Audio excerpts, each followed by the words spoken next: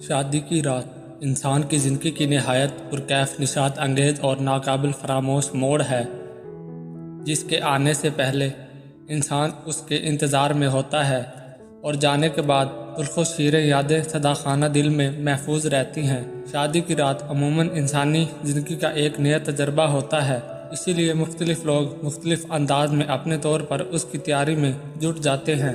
نوجوان لڑکوں اور لڑکیوں میں یہ بات مشہور ہے کہ یہ رات جنسی عمل کی رات ہے، لہٰذا وہ جنسی معلومات حاصل کرنے کے لیے صحیح و غلط، معتبر و غیر معتبر اور درست و نادرست کی تمیز بغیر تمام ذرائع کا استعمال کرتے ہیں۔ بے شک صحت مند فکر کے حامل نوجوانوں کی ایک قلیل تعداد ایسی بھی ہے جو صحیح اور اسلامی شریعت کے مطابق معلومات حاصل کرنا چاہتی ہے، لیکن جب انہیں بھی کوئی صحیح ذریعہ دستیاب نہیں ہوتا تو وہ دو راستوں میں سے ایک اختیار کرنے پر مجبور ہو جاتے ہیں۔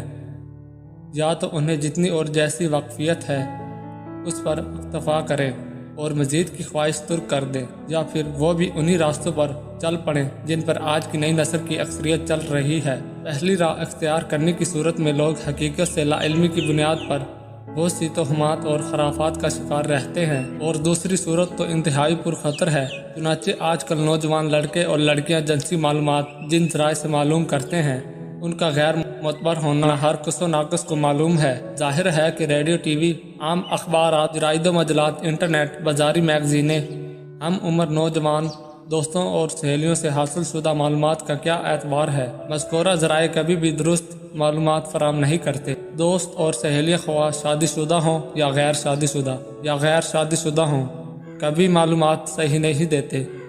جنسی معلومات کا ذریعہ بسا اوقات وہ کتابیں بھی ہوتی ہیں جو بازاروں میں مختلف مقاصد کے تحت عام اور منتشر ہیں۔ بعض کا مقصد محض تجارت ہے اور بعض کا ہدف عیش کاری کا فروغ ہے۔ ان کتابوں میں جنسی معلومات نہایت ہیجان انگیز طریقے سے پیش کی جاتی ہے، جن سے جنسی جذبات میں اشتعال پیدا ہوتا ہے اور قاری انحراف کا شکار ہو جاتا ہے۔ اسی طرح بعض لوگ یورپ اور امریکہ اور دیگر اقوام مغرب کی مطبوعہ میگزینیں خرید کر ان کے جنسی مضامین سے معلومات حاصل کرتے ہیں۔ ان کا معاملہ اوپر دیے گئے دیگر بازاری سستی اور سطحی کتابوں سے زیادہ برا ہے، کیونکہ اہل مغرب جنسی معاملے میں جملہ شرعی و عقلی اور سماجی و تہذیبی سرحدوں کو پار کر چکے ہیں۔ ان کا یہاں شرم و حیا اور غیرت نام کی کوئی چیز باقی نہیں رہی۔ کچھ لوگ جنسی معلومات حاصل کرنے کے لیے ویڈیو فلمیں اور سیڈیز دیکھتے ہیں، یہ بھی نہایت گندا اور ضرر رساں طریقہ ہے۔